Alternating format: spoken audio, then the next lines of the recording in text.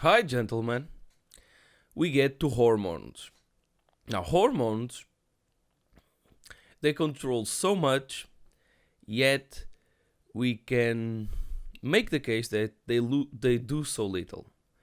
And what I mean by that is that generally hormones play the long game within your physiology. So they're not as interested as other things, as more powerful things in hitting you as hard as they can right away, but they play this kind of long game where they like to establish a pattern, a paradigm for your whole metabolism for the long run.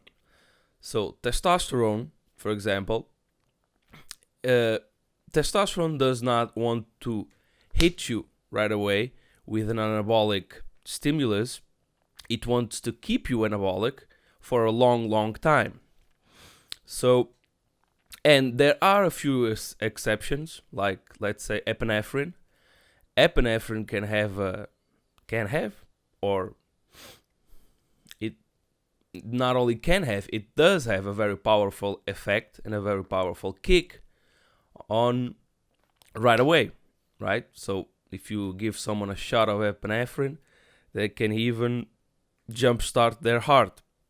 It's that powerful. But normally, the long lasting hormones like testosterone, cortisol, leptin, and all of the long game hormones, which are most of the hormones, they play this kind of long game where they like to establish a paradigm, a metabolism paradigm for the long run, for your body to have kind of a set pace that they set for you to keep on track. So the thing with hormones and is that they don't do much. At least these long lasting hormones, these hormones that play the long game, they don't actually do much. And what I mean by that is that, let's say we are talking about testosterone, and I want to say that obviously, if you are taking massive amounts of exogenous testosterone, obviously, then you will be having a big boost of muscle growth. So if you are injecting testosterone, obviously, then we are in a whole new game. And I would say that that's like activating the cheat codes on Mortal Kombat. If you're gonna take a lot of exogenous anabolic steroids, then you basically don't even need my advice to grow muscle. You just need to work out and inject a lot of steroids, and you have the cheat codes on, and you are invincible, and growth will happen, and yeah. So if you're doing that, then yes, hormones play a very big role. But in keeping with the testosterone example, if you are someone who's natural, not taking anabolic steroids, not injecting testosterone and other things, then the levels of testosterone that are relative within everyone, within people, then they don't matter as much. Because if you are within the physiological range of testosterone levels, then if I have a little bit more and you have a little bit less, but we are both still within range of the physiological normal range, then they don't affect metabolism, protein metabolism, and the transcription factors that much. They just don't. So that's kind of the thing about hormones, is that they don't affect that much within physiological range. The caveat there is that you cannot let your levels drop below physiological levels. You can also don't, you can't also elevate your testosterone levels above physiological levels without massive amount of exogenous testosterone. So despite all of those supplements that claim that they elevate testosterone by, I don't know how much they claim, but let's say it's 200% or something like that, that's kind of bogus. And if they are using those percentage levels, then there will be not absolute percentage levels but relative levels. But that's math, that's another story. That's how they can actually make absolute absurd claims and get away with it. But anyway, you can't elevate testosterone past your physiological levels or the physiological norm without taking massive amounts of exogenous testosterone.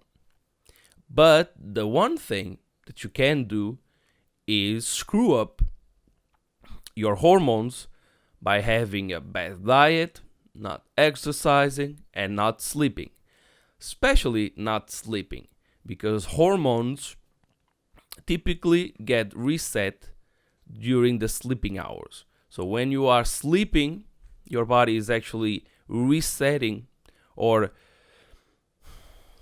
putting in place the steps that are necessary to reset all of the hormones that control your metabolism for the long run. So if you, in case in point, if you don't sleep enough hours and if you don't get enough good quality sleep, deep sleep, then your testosterone levels will fall. They will fall the next day of you not sleeping well, and if you continue that pattern, they can fall even more and more and more, and then you get below the physiological range. Also, if you are obese, you can go below the physiological range.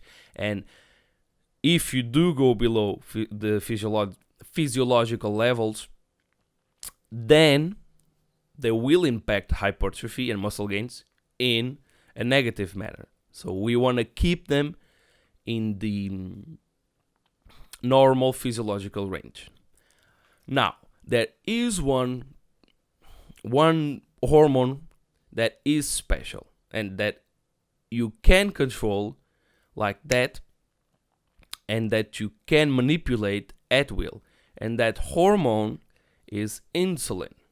And insulin is a very powerful anabolic hormone.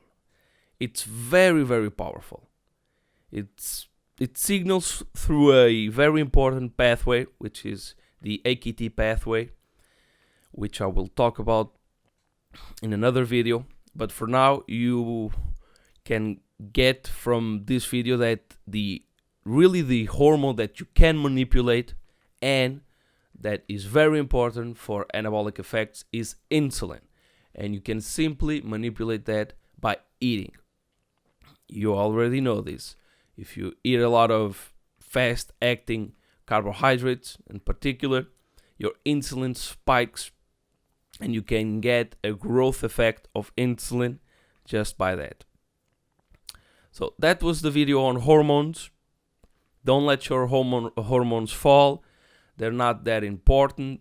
You just need to keep them in physiological range. And I will see you in the next video. Hey fellow warrior, thank you for watching that. And if you liked that video, you would also like to know that I've made my workouts and meal plans completely available for free. All you need to do is go to my website, which the link will be in the description of this video, and pick your poison, whether if you want to gain muscle or look fat and look completely shredded. You can pick whichever style of workout suits you better, and you can pick the meal plans according to your goals. Don't miss out on the opportunity, as for now they are completely free.